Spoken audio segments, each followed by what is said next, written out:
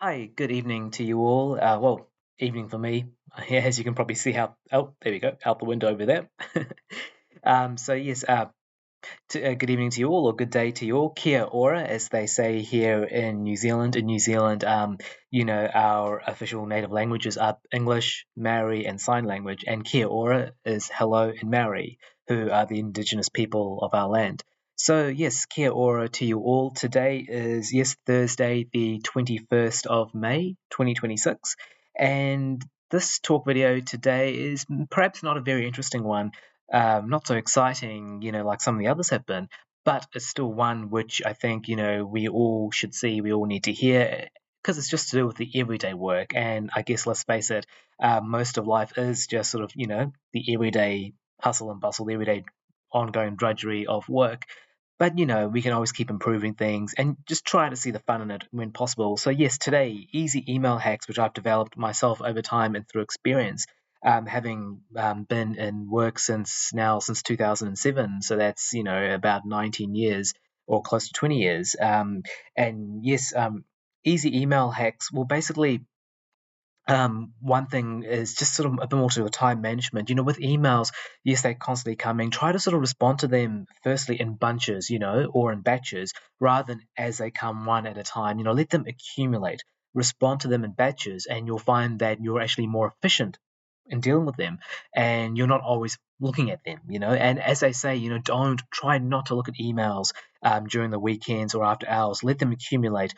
Deal with work during work hours. Really, that's where it should be. It's amazing, with our devices today. They were supposed to free us, but if anything, we're now slaves to those very devices, and we feel like we're always on call. But if possible, I know it's very hard, and I admit that I fail at doing this all the time. I really do. Look at work during work hours. Respond to email in batches, not just as they come.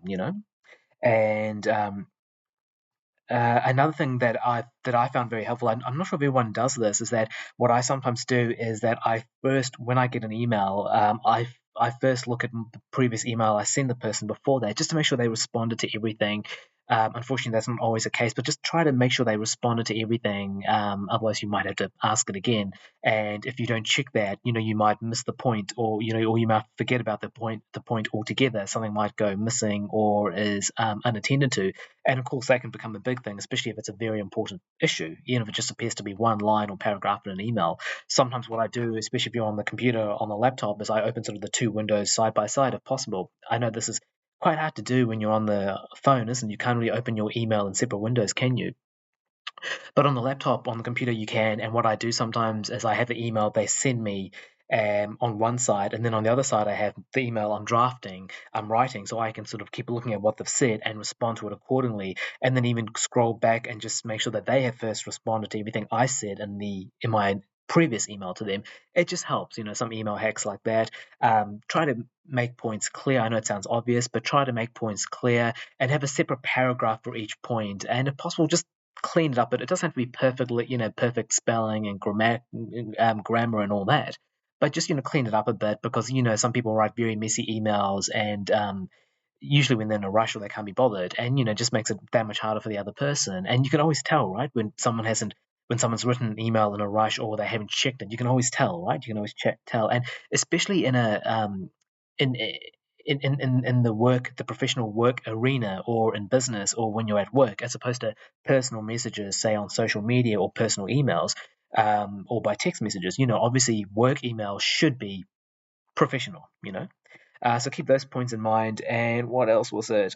Sometimes what I do, this might sound like it's contradicting what I said before, but if you really do answer emails, um, after hours or on the weekends, or say sometimes what you might do is, you send an email and you get a response straight away from the person, right? And you're like, damn it, I thought I'd dealt with that at least for now, but oh, they got back to me so quickly. What I sometimes do is, you read the email and a response starts to formulate in your mind subconsciously. What I sometimes actually do is I draft it. So I think, okay, I emailed them, they responded back immediately. I prefer not to email them immediately back, because it just kind of becomes a bit too much toing and froing too quickly. Sometimes what I do in that case is actually I draft my response. So I draft it and I keep it there, and then I send it later. 99% of the work is basically writing the email. Hitting send is the remaining 1% of the work, right? If that. And sometimes what actually works very well, I find, is that when I read an email and then draft a response to it and then just leave it there to send later on. I know you can schedule emails to be sent at a certain time, but I just find that if you leave it as a draft and you see it sitting there, and then when you send it later on yourself, then you really know you've sent it and you remember when you've sent it. Whereas if you send it at a later, if you schedule it to be sent at a later time, sometimes it's a bit harder to remember it or to realize that that's what's happened because you didn't do it yourself. But if you draft it, sometimes I find if I draft an email to be sent later on, say the next day or whenever, what actually happens is sometimes your subconscious works on these things and you actually think of, oh, wait, no, I can also add this to the email. I can add that to the email, or I can change what I said there, or I can change this part of it. And you actually improve the email with not that much extra work. The email actually gets improved. And yeah, your subconscious just works on it. And usually it's better to think about these things, give it some thought, give it some time, rather than just like a knee jerk, off the cuff reaction, which is unfortunately what many of us do in this day and age, especially with how fast paced things are. Um, and the other good thing is that also if you draft an email, for example, say on your laptop or on your computer, it'll still be on your phone. And if all you're going to do is just keep it to send later on, then on your phone you can easily log in, hit send, done. Obviously it's not hard to do that on the phone. Whereas writing the email on the phone is much harder than writing it on a laptop when you've got a whole keyboard there, and you can use both hands and all that. Um, Sometimes what I've also done, and this is from my days in real estate, is it might sound a bit cheeky, but even recycle emails. What I mean by that is, say, like when I was in real estate, when I used to be a residential real estate agent down in Wellington, the capital city of my country, New Zealand. That's also the city where I was born and raised. When I was a residential real estate agent back in the day, this was mid 2007 to late 2010. And that was actually my first proper full time job. Like I said earlier, I've been working since 2007. That was my first proper full time job from mid '07 to late 2010. When I was a real estate agent, we'd have people inquiring about certain properties, and then I'd sort of, give them the gist of it in a response along with attachments. And sometimes people would ask the same questions on certain properties, as you can imagine. So what I actually did is I would formulate very well made emails and I would actually recycle them. Don't forward onto them in case they still see the initial recipient, but copy and paste them or forward onto them and then delete everything from the initial recipient. So it looks like a brand new email. So I would actually recycle emails, especially those which had to be very in depth, which were explaining something. And I find actually that works quite well, just recycling emails. Also, again, you can always add to those emails if the person has asked something else, or if you feel like you need to tell them something else.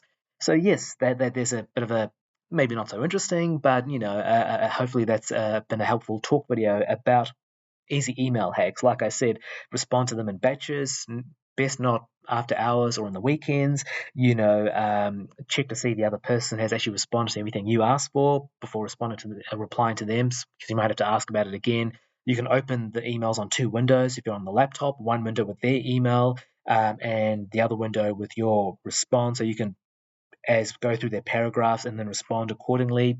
Write the emails well and professionally, especially when at work. Try to have a separate paragraph for each topic or point that's there.